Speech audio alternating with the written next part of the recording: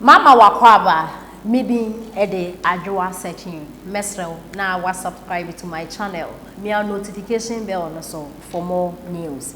ya ba ko pere metu ama no metu ama Bawumia Bawumia na metu ama no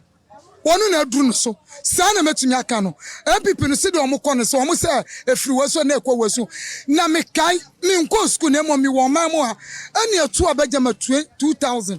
ana atame yi atam jomama ni nana omu de ko court me boa ma me boa abato ne ba ye ko court Bawumia ani nana na minim ani papa wanye ne baby ko papa broni no obi chebi lante yes obi meboa omo miensa na minim se omo ta papa echi sa akopum ayewi tam ayewi court omo kan na minti omo di so atiase ebre ye ko spring court ye kwa ye ba minti obi edi aji obi chebi lante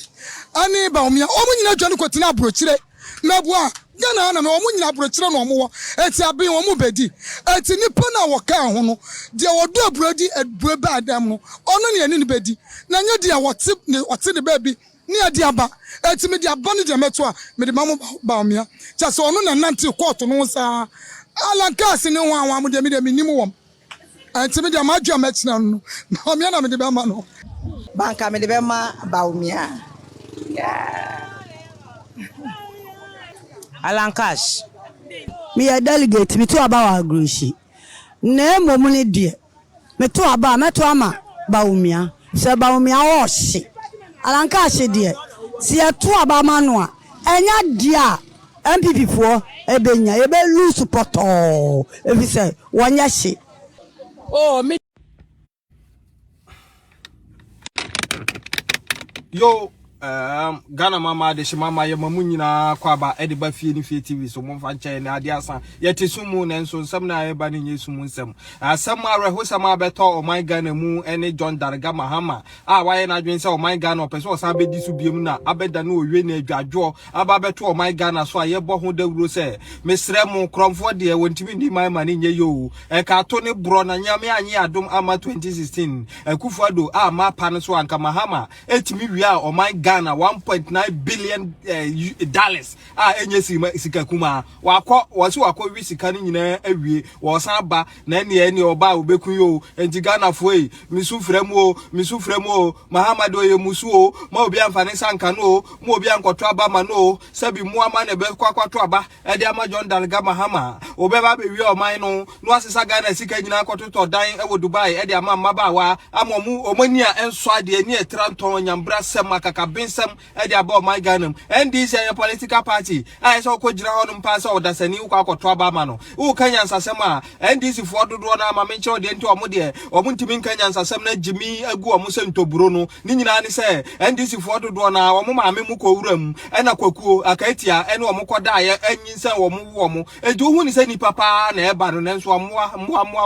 wuram moa adwene na dantirim akatia adwene na deda do mutirim omo ma o my Ghana enkoso enu nti hu NDC ni no oba misro dwane o yeso banko school NDC ni si da bi ubanko ye kaya yo we na ope ye ton kra dia ma se o ton kra ya oba no ahye dia ma ye na NDC fo akromfo omo betra man ni so a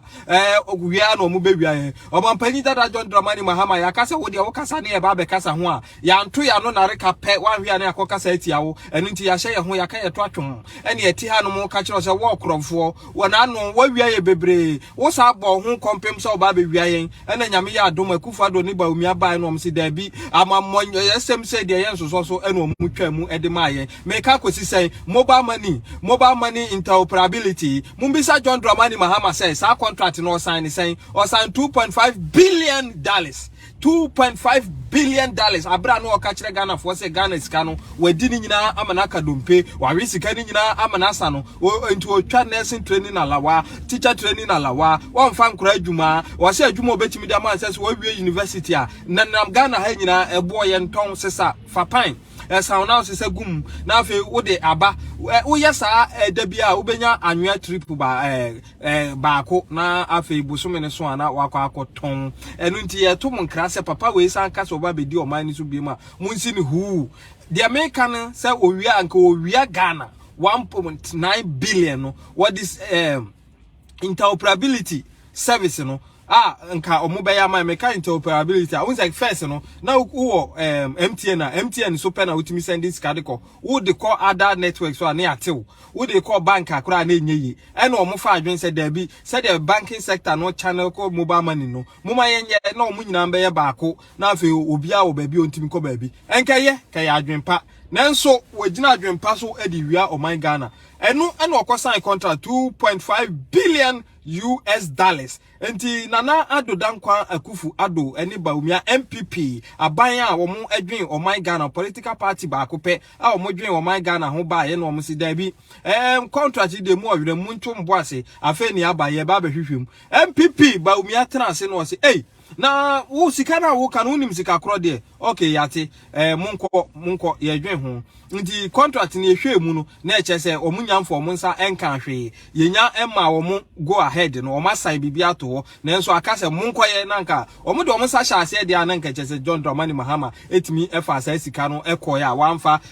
ambeye o man Ghana ho bibia enu nti Bawumia ene Nana Ado transe na Bawumia edisika sem ho afutuo de ma na se nana we eye kro no we eye kromfo na owia o man no nti ye ben den na omo transe san frɛ company kro na na say hey mo say mo antimi anye service no ama yen a ye de kwakomo obi fufuru a wo so obegye ye de efo chan mo de no ho a wo say yo ene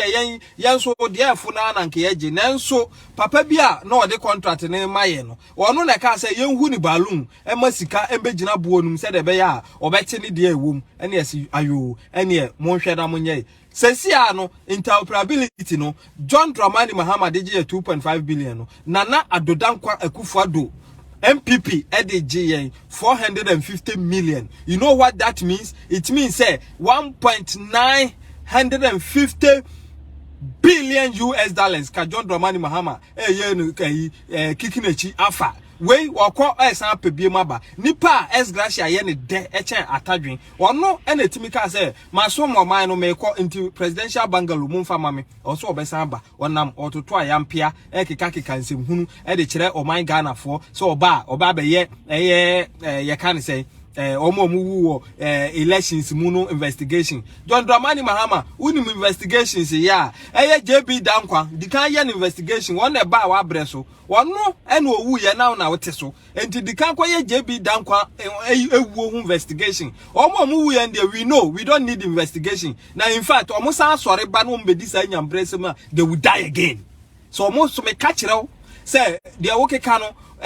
ya na NDC for na matimi aloko o madwen agimi o mo ne de mo ka o mbebo agye so but when you come here we will ask you questions, reasonable questions, tangible questions a wontimi entimi answer da biara da every say be ye wo ye ni mu nkosoro wo dwanfunu da be na unya ne ye John Dramani Mahama come and tell us because for all we know the last time we checked you were dead goat. When did you resurrect? Obepe kunya edi. Enti no 4.5 years. When to me am fan some of my Ghana ye. Would ye mistakes in kwa na 3.5 aka no. Eno ena obetimi da some of my Ghana na. There be da enunti krache kwadwonso na kope ba bi da na nya de aye be entertain sa normal no. Now Ghana ni me se wote 2024 year to aba na hu John NDC for the democracy ni omu omanya aka no ono ano omo de ne beba nti year to aba na hu John Dramani Mahama photo a emfa enhwe no wati odi ani so hwehwe MPP no ato aba no e de ama no we American emmoa na omo ma me ne nkwakuo na da wo omo no omba bedidi